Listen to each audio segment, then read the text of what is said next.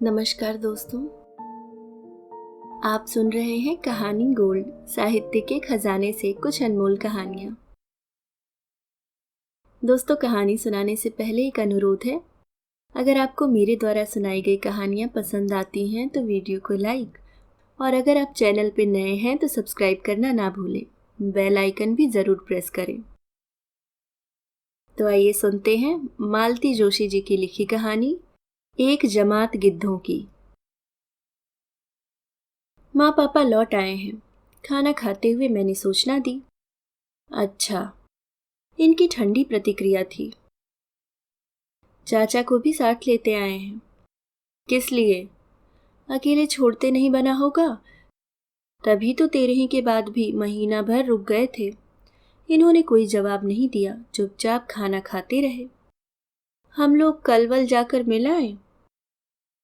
मेरे स्वर में अनुनय था। कलवल तो मुश्किल है, संडे को देखते हैं, उन्होंने विषय समाप्त करते हुए कहा।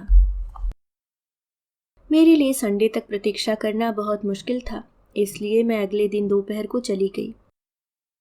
चाची की 13वीं पर देखा था। उस तुलना में चाचा बहुत थके से लगे। स्वाभाविक भी था। इस उम्र में जीवन साथी का एकाएक बिछड़ जाना पति पत्नी दोनों पर ही भारी पड़ता है। फिर इन लोगों के तो कोई संतान भी नहीं है जिसके पास जाकर अपना दुख हल्का कर सके। माँ पापा इसलिए तो वहां से निकल नहीं पा रहे थे। इतने बड़े घर में चाचा को अकेले छोड़ने का उनका मन नहीं हो रहा था। शायद इसीलिए उन्हें साथ लेकर आ गए थे। दोपहर को सारा काम निपटा कर गई थी और बच्चों से पहले घर लौटना भी था, इसलिए उस दिन ज्यादा देर बैठ नहीं पाई।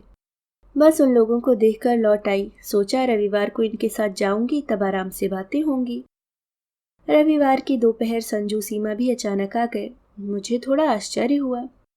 राखी, भाई दूज या बच्चों के जन्मदिन छोड़ दें तो इन लोगों का आना कम ही हो पाता है। नौकरी का बहाना तो खैर है ही। मैं ही माँ पापा के लिए बीच बीच में चक्कर लगाती रहती हूँ। जब भी ये लोग आते हैं, सीमा शिकायतों का पिटारा खोलकर बैठ जाती है।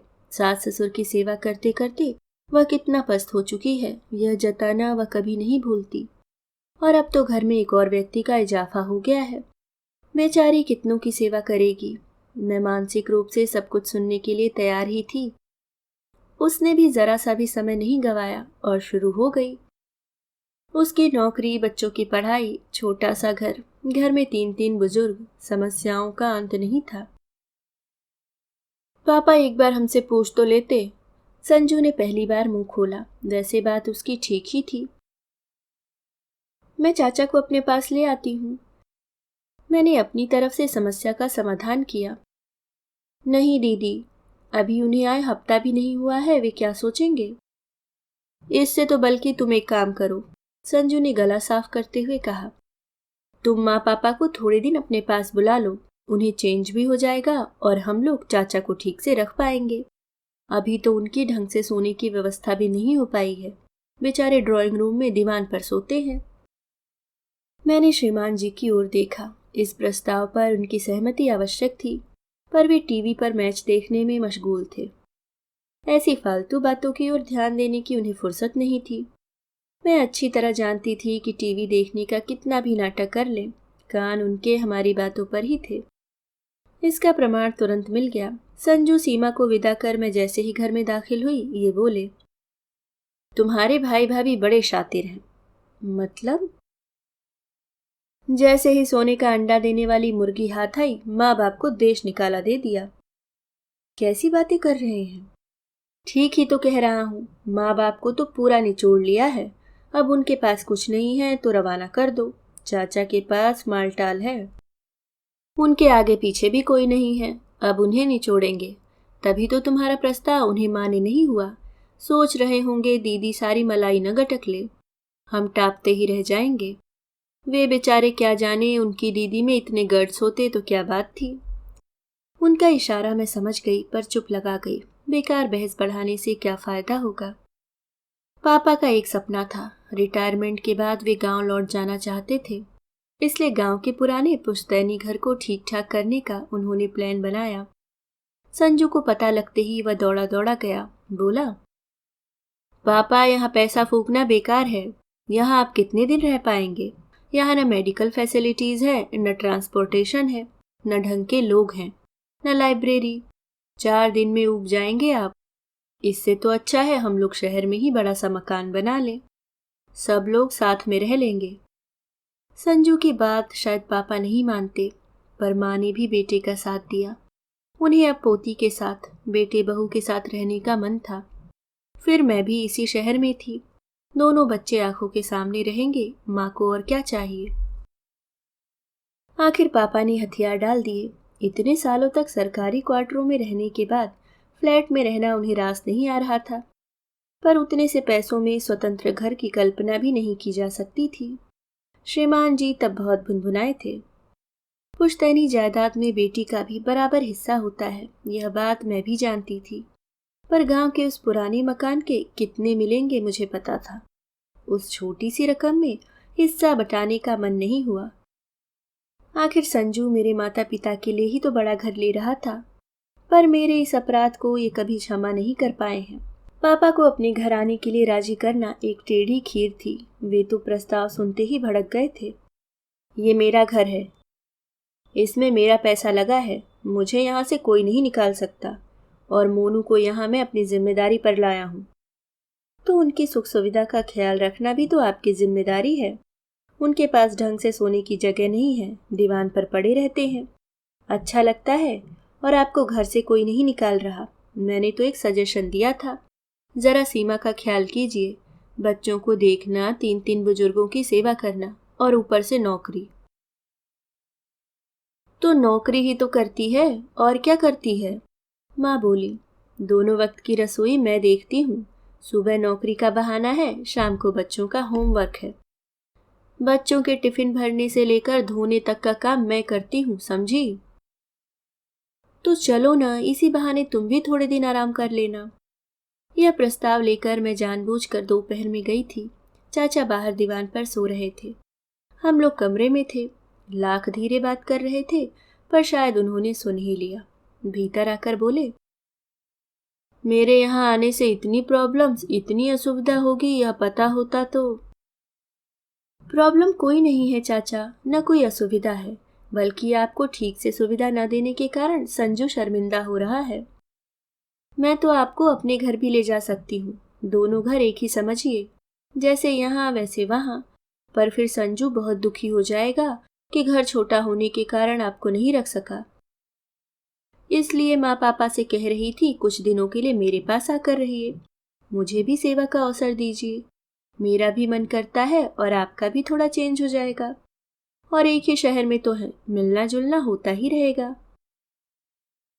पता नहीं कैसे क्या हुआ, पर एक दिन माँ पापा मेरे पास रहने आ गए। शायद बहू ने तेवर दिखाए होंगे, या चाचा के सामने कलह कलेश नहीं करना चाहते होंगे। वे लोग मेरे घर आ गए। मैंने गेस्ट रूम उनके लिए सुसज्जित कर दिया। अपने बेडरूम वाला टीवी लाकर वहां लगा दिया। पापा की पसंद का अखबार चालू कर दिया। कुछ पत्रिकाएं कमरे में रखवा दी। अपनी शक्ति भर मैंने सब किया, पर देखा कि दोनों एकदम बुझ से गए हैं। माँ तो फिर भी थोड़ा हंस बोल लेती थी, पर पापा एकदम चुप हो गए थे। कमरे से बाहर ही नहीं निकलते थे। संजू के यहाँ थे तो सुबह शाम घूमने जाते थे। हम उम्र लोगों का वहाँ अच्छा ग्रुप बन गया था। हम उम्र तो अड़ोस पड़ोस में यहाँ भी थे, पर इस उम्र में परिचय के सूत्र बड़ी मुश्किल से जुड़ते हैं। किसी वृक्ष को उखाड़कर दूसरी जगह लगाया जाए तो वह मुरझा ही जाता है। दिन का खाना मैं, पापा और माँ साथ खाते थे, पर रात में ये भी टेबल पर होते थे। उनकी उपस्थिति में पापा बहुत असहज महसूस करते थे। उन्हें कंफर्टेबल करने का उनके दामाद ने कभी प्रयास भी नहीं किया। फिर मैंने इसका तोड़ निकाला। मैंने उन दोनों को बच्चों के साथ खिलाना शुरू किया। कहा कि रात में जल्दी खा लेना ठीक होता है। खाने और सोने में कम से कम 2 घंटे का गैप होना चाहिए। 8वें चौथे दिन चाचा आ जाते तो पापा के चेहरे पर थोड़ी मुस्कान आ जाती। दोनों भाई देर तक बतियाते रहते। फिर माँ मुझसे फुसफुसा कर कहती, लाला को खाने के लिए रोक लेना, वहाँ पता नहीं क्या कैसा बनता होगा। चाचा नानुकुर नहीं करते। हाँ, संजू के यहाँ फोन जरूर कर देते। अगर दिन में आते तो खाकर ही आते, क्योंकि सीमा खाना सुबह ही बनाकर जाती। फिर भी मेरे आग्रह पर एक आध रोटी खा लेते थे। खाना खाते हुए उनका शिकायतों का पिटारा भी खुल जाता।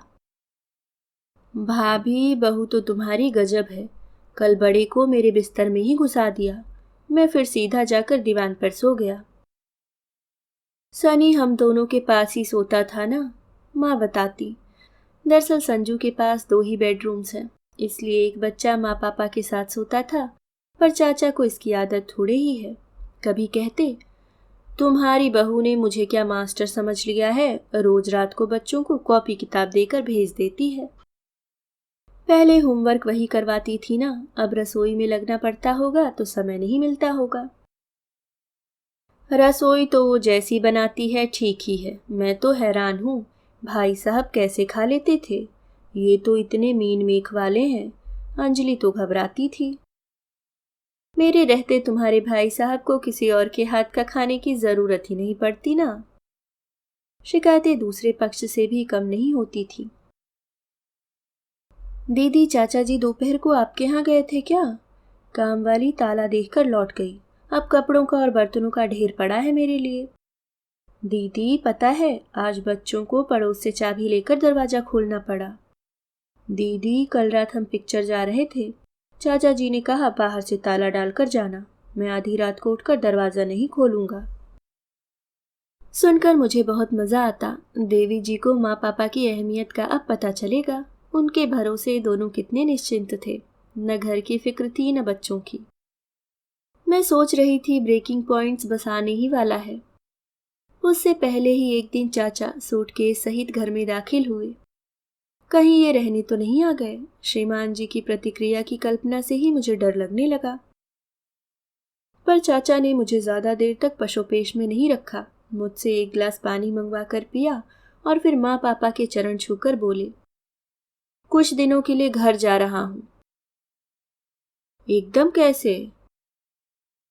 लौट कर बताता हूं, उन्होंने कहा और बाहर खड़े ऑटो रिक्शा में जाकर बैठ गए। माँ की तो जान ही सूख गई। ये एकदम कहाँ चल दिए? किसी ने कुछ कह तो नहीं दिया? बड़े चाव से हम लोग उन्हें लेकर आए थे, पर अब खुद ही शरणार्थी बन गए हैं, क्या करें। माँ प्लीज, अपने आप को शरणार्थी मत कहो। तुम कहीं सड़क पर नहीं पड़ी हो, अपनी बेटी के घर में हो जो तुम्हें आदर मान से लेकर आई है। और रही चाचा की बात, तो वे बोले हैं ना कि लौट कर बताता हूँ, तो इसका मतलब है वे वापस आएंगे। घर बार एक बार देखने गए होंगे। उनके इस आकस्मिक प्रस्थान से संजू सीमा भी परेशान हो गए थे। सीमा तो बार बार मुझसे उनका प्रोग्राम पूछती। जैसे जैसे दिन बीत रहे थे उसका धैर्य समाप्त होता जा रहा था। एक दिन बोली, दीदी मैं सोचती हूँ मम्मी पापा को घर पर ले आऊं, कब तक चाचा जी की राह देखेंगे। और इस बीच अगर चाचा आ गए तो उन्हें आप रख लेना। मैंने एक वाक्य महीनों से रट रखा था, वह फौरन उसे सुना दिया। सीमा, मेरे माँ बाप को तुमने क्या फुटबॉल समझ रखा है जो उन्हें जब चाहोगी जिधर चाहोगी लुढ़का दोगी। यह बात उसके मुंह पर फेंक कर मुझे इतना हल्का महसूस हुआ। उसका मुंह जरूर सूज गया होगा मेरी बला से। एक दिन हमारी प्रतीक्षा का अंत हुआ। चाचा मिठाई का पैकेट लेकर पधारे। माँ पापा को प्रणाम करके मुझसे बोले, जमाई राजा घर में है ना, बुलाओ भाई, दोनों को जोड़े से निमंत्रण दूंगा। ऑफिस से लौटकर ये फ्रेश होने गए थे। शायद उन्हें चाचा की बुलंद आवाज वहीं सुनाई दे गई थी। वॉशरूम से निकलते हुए बोले, तुम्हारे चाचा जी फिर से शादी वादी कर रहे हैं क्या? कैसी बातें कर रहे हैं? प्लीज जल्दी से कपड़े बदल कर बाहर आइए। जमाई राजा के ड्राइंग रूम में आते ही चाचा उठ खड़े हुए। नाटकीय ढंग से उन्होंने हम दोनों के हाथ में मिठाई का डिब्बा पकड़ाया और हाथ जोड़कर कहा, आपके शहर में एक छोटा सा आशियाना ले लिया है। रविवार को छोटी सी पूजा रख ली है ताकि गृह प्रवेश की रस्म भी हो जाए। तुम लोग और संजू का परिवार, बस इतने ही लोग रहेंगे। अभी बहुत लोगों को तो मैं जानता भी नहीं हूँ। हम लोगों को आश्चर्य तो हुआ, पर हमने बधाई देने में कोई कंजूसी नहीं की। चाय पीते हुए चाचा ने कहा, भाभी और भाई साहब को साथ लेकर जाता हूँ, सब कुछ इन्हीं को करना है। मुझे तो कुछ आता जाता नहीं है। और मैंने देखा भाई साहब और भाभी अपना अपना सूटकेस लेकर एकदम तैयार खड़े थे। शायद उन्हें पहले से सूचना मिल गई होगी। माँ पापा के जाते ही घर एकदम सूना हो गया। घर में दो प्राणी कम हो जाते हैं तो खालीपन तो व्यापता ही है। पर मेरे उदास होने का कारण यह था कि मैं जानती थी कि वे दोनों अब लौटकर यहाँ नहीं आएंगे। चाचा के अपने घर जाने के बाद संजू सीमा उन्हें घर ले जाएंगे। शहर के बाहर सीमेंट का जंगल उगाया था।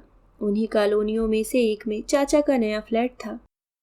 2 BHK, सुंदर था। बाहर गैलरी थी, भीतर वॉशिंग स्पेस थी, वेट गैलरी थी। खास बात यह कि बिल्डिंग में लिफ्ट की सुविधा थी। चाचा अपने साथ पुराने सेवक को ले आए थे और गृहस्थी का सामान भी। माँ ने लखन के साथ मिलकर 2 दिन में घर ठीक से जमा दिया था। 2-3 बक्से अब भी खुलने को बाकी थे, पर जरूरत का सामान सब निकल आया था। माइक्रो से लेकर फ्रिज तक रसोई में हर चीज मौजूद थी। चाचा शायद जाने से पहले सारा इंतजाम कर गए थे, क्योंकि हर कमरे में AC लग गया था। हर बाथरूम में गीजर फिट था। पलंग भी नए लग रहे थे। माँ ने अपना वाला कमरा तो ऐसे जमा लिया था जैसे हमेशा यही रहना है।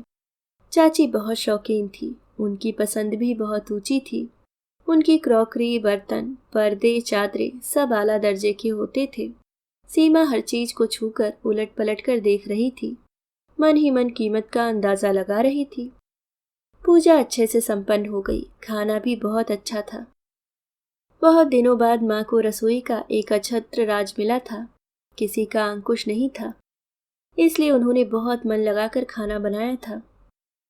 खाने के बाद हम सब हॉल में बैठकर गपशप कर रहे थे कि एकाएक सीमा ने पूछा, मम्मी जी, ये सब समेटने में आपको 1 आध दिन तो लग ही जाएगा ना? मैं आप लोगों को लेने परसों आ जाऊं या चाचा जी छोड़ देंगे? ये लोग अब कहीं नहीं जाएंगे, चाचा ने निर्णायक स्वर में कहा। हम तीनों बूढ़े प्राणी यहीं रहेंगे और ये चौथा बूढ़ा लखनलाल हमारी सेवा करेगा। क्षण भर को हॉल में चुप्पी छा गई। यह प्रस्ताव हम सबके लिए एकदम अप्रत्याशित था। बड़ी देर बाद संजू की आवाज निकली, चाचा ये अचानक? अचानक नहीं बेटे, बहुत दिनों से प्लानिंग कर रहा था। भाई साहब की इच्छा थी कि मैं अब उन लोगों के साथ रहूं। मुझे भी यह प्रस्ताव अच्छा लगा था, इसलिए मैं उनके साथ चला आया। पर यहाँ आकर देखा कि किसी भी घर में हम तीनों एक साथ नहीं रह सकते, इसलिए ये अलग आशियाना बना लिया। सीमा एकदम बोल उठी, इससे तो अच्छा था चाचा जी आप हमें एक बड़ा सा घर दिलवा देते, फिर सब लोग आराम से साथ रह लेते। नहीं बेटा, इतने दिनों में मैं एक बात अच्छी तरह जान गया हूँ कि मैं हर कहीं एडजस्ट नहीं हो सकता। मेरी आदतें बिगड़ चुकी हैं। घर में सबसे छोटा था, इसलिए पहले तो माँ ने खूब लाड किया, फिर भाभी आई तो उन्होंने भी मेरे नखरे उठाए। रही सही कसर तुम्हारी चाची ने पूरी कर दी। बच्चे थे नहीं तो सारा प्यार दुलार मुझ पर ही उड़ेल दिया। बिल्कुल बर्बाद कर दिया मुझे। अब इस उम्र में अपने आप को बदलना नामुमकिन है, इसलिए मैं यहीं ठीक हूँ। और तुम इसे भी अपना ही घर समझो। समझ लो कि उस घर का एक्सटेंशन है ये। बच्चों को जब भी दादा दादी या नाना नानी की याद आए, वे यहाँ बेखटके आ सकते हैं। और अनु, चाचा मेरी ओर मुखातिब हुए, तुम्हें जब भी पीहर आने का मन हो यहाँ चली आना। मतलब मम्मी अब हमारे पास नहीं रहेंगी? सीमा तो रोनी रोनी हो आई थी। हाँ बेटे, भाभी अब यहीं रहेंगी। जिंदगी भर खटती रही हैं, उन्हें अब आराम की जरूरत है। लोग कहते हैं कि औरत कभी रिटायर नहीं होती, पर मैं सोचता हूँ औरत को भी पूरा पूरा हक है निवृत्त होने का, अवकाश पाने का। बात एक तरह से वहीं समाप्त हो गई थी। हम लोग तो खाली हाथ ही पहुंच गए थे, पर चाचा ने सबको नेक दिया, मिठाई दी। बच्चे तो एकदम खुश हो गए थे, पर संजू सीमा एकदम गुमसुम हो गए। इसी मनस्थिति में हम लोगों ने एक दूसरे से विदा ली और अपने अपने घर की ओर मुड़ गए। बच्चे कार की पिछली सीट पर उम्मीदे से बैठे थे। सामने वाली सीट पर मैं भी चुपचाप बैठी थी। माँ पापा के लिए खुशी भी हो रही थी, पर एक अपराध बोध भी मन में जाग रहा था। हम उन लोगों को अपने साथ क्यों नहीं रख सके? एकाएक इन्होंने, तुम्हारी भाभी रानी तो आज एकदम क्लीन बोल्ड हो गई। मतलब? अपने व्यवहार पर पछता रही होगी। अच्छा खासा घर हाथ से निकल गया। कौन सा घर? वही जिसकी पार्टी खाकर आ रहे हैं। उस घर से सीमा का क्या ताल्लुक है? ताल्लुक है मैडम, अब सोचो, चाचा जी ये घर अपने साथ तो नहीं लेकर जाएंगे ना, किसी न किसी को नामजद करेंगे ही, और पहला हक संजू लोगों का ही बनता है। पर सीमा रानी ने चांस गवा दिया। काश चाचा जी से थोड़ा ढंग से पेश आई होती। बस भी कीजिए, मैंने खींचकर कहा। आज ही बेचारों ने गृह प्रवेश की पूजा करवाई है और आप उनके जाने की तारीख निकाल रहे हैं। मैं तारीख निकालने वाला कौन होता हूँ? वह तो हर एक व्यक्ति के जन्म के साथ ही तय हो जाती है। मैं तो बस यह कह रहा हूँ कि भाभी रानी आउट हो गई हैं, तो आप बल्ला संभाल लो। ठीक से बैटिंग करेंगी तो मैच जीत ही जाएंगी। देखिए, मैंने सख्त लहजे में कहा, मुझे इस तरह के गेम्स में कोई दिलचस्पी नहीं है। दूसरों की प्रॉपर्टी पर लार टपकाने वालों में से मैं नहीं हूँ। भगवान का दिया मेरे पास सब कुछ है, एक अच्छा खासा घर भी है। घर तो है डार्लिंग, पर एक ही है, जबकि बच्चे दो हैं। Be practical madam. मैं हैरत से उन्हें देखती रह गई। अभी कुछ देर पहले जब सीमा ने कहा था कि चाचा जी एक बड़ा सा घर हमें ही दिलवा दिया होता, तो मैं शर्म से भर उठी थी। ऐसा मंगतापन, छी। पर सामने बैठा यह शख्स तो बेशर्मी में सीमा को भी मात दे रहा है। पहली फुर्सत में चाचा की वसीयत लिख रहा है, छी। वितृष्णा से मैंने मुंह फेर लिया। आप सुन रहे थे मालती जोशी जी की लिखी कहानी एक जमात गिद्धों की। दोस्तों, अगर आपको कहानी पसंद आई हो तो वीडियो को लाइक ज़रूर करें और चैनल पे नए हैं तो सब्सक्राइब करना ना भूलें।